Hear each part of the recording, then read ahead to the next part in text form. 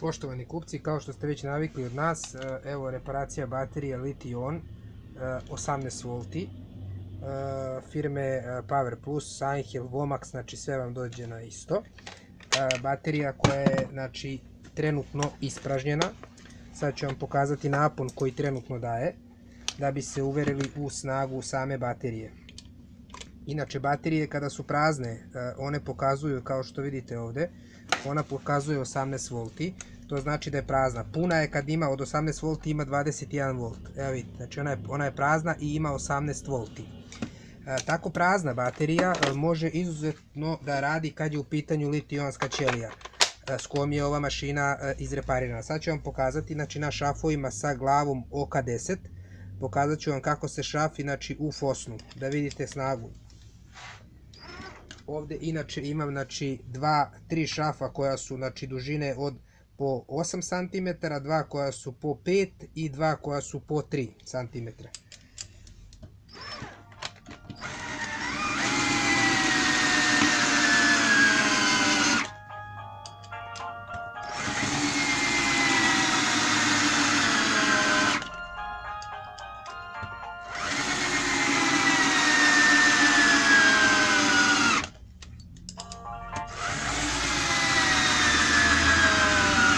Kao što vidite, mašina radi i dalje jako dobro,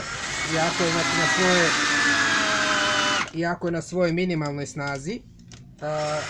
Šrafove koje šrafi realno korektno, bez ikakvih problema.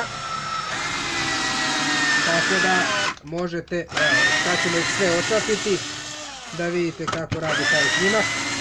Bez ikakvih problema, znači to su baterije koje su izreparirane.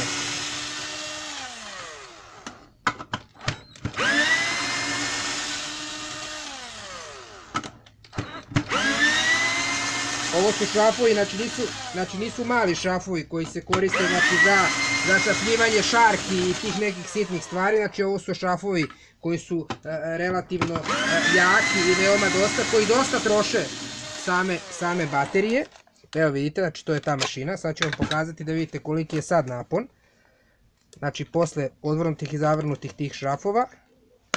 Evo vidite, znači napon skoro da nije ni opao. Znači sa ovim, tako vam kažem, znači reparacija baterija ovih jeftinijih mašina, Lithion baterija. Stavljanje litijionskih ćelija sa kontrolorom napajanja. Samo na baterije info kanalu.